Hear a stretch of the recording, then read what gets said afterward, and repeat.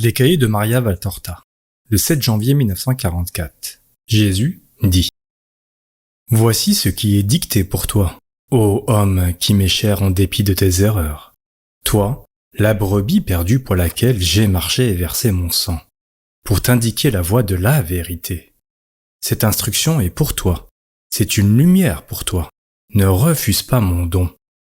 Ne commets pas le sacrilège de penser qu'une autre parole est plus juste que celle-ci. Celle-ci est la mienne. C'est ma voix qui, depuis des siècles, est la même, sans changer, sans se contredire, sans se renouveler au fil des siècles, parce qu'elle est parfaite, et que le progrès n'a aucune incidence sur elle. Vous pouvez vous mettre à jour. Pas moi, qui suis comme au premier jour de mon enseignement, tout comme je suis de toute éternité en ma nature. Je suis la parole de Dieu, la sagesse du Père.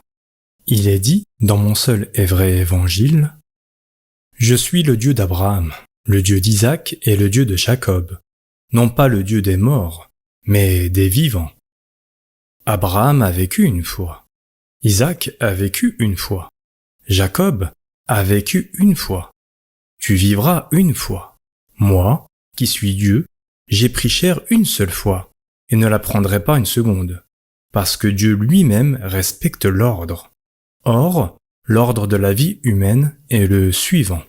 Un esprit fusionne avec une chair, pour rendre l'homme semblable à Dieu, qui n'est pas chair mais esprit, non pas animal mais surnaturel.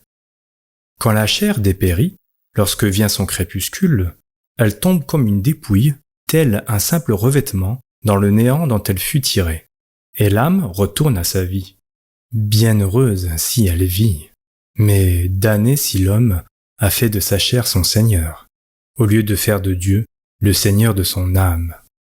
De l'au-delà, dont vous désirez inutilement connaître les détails, sans vous contenter de croire son existence, cette âme vous attend, en tremblant de peur ou avec des frémissements de joie de voir la chair ressuscitée, pour s'en revêtir au dernier jour de la terre, et avec elle être précipité dans l'abîme ou entrer au ciel glorifié jusque dans la matière avec laquelle vous avez remporté la victoire.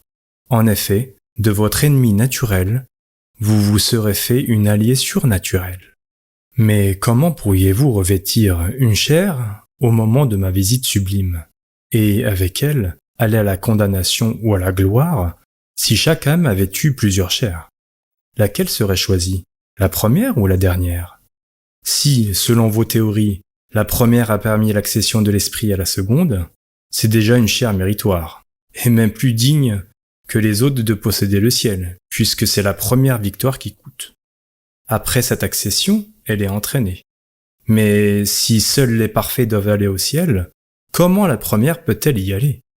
Il serait injuste d'en exclure la première de vos chairs, et tout aussi injuste de penser qu'il en irait de même de la dernière de vos chairs. Qu'une théorie néfaste vous fait croire que votre esprit peut revêtir, en une série ascendante, en s'incarnant, se désincarnant, pour se réincarner comme un habit que l'on enlève le soir pour le reprendre le lendemain matin. Et comment pourriez-vous invoquer les bienheureux s'ils étaient déjà réincarnés? Comment traiter vos défunts de vôtres s'ils sont au même moment les enfants d'autres personnes? Non, l'âme vit. Bien qu'elle soit créée, elle ne sera plus détruite. Elle vit dans la vie si elle a mené sur la terre l'unique vie qui vous soit permise, celle d'enfant de Dieu. Elle vit dans la mort si elle a vécu sur la terre en fils de Satan. Ce qui est à Dieu retourne à Dieu pour l'éternité. Ce qui est de Satan retourne à Satan pour l'éternité. Ne dites pas « c'est mal ». Moi qui suis la vérité, je te dis que c'est le bien suprême.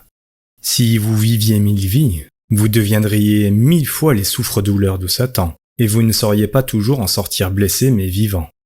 Mais puisque vous vivez une seule fois, et que vous savez que votre destin se joue à ce seul moment, si vous n'êtes pas de nauséabonds adorateurs de la bête, agissez au moins avec ce minimum de bonne volonté qui me suffit pour vous sauver.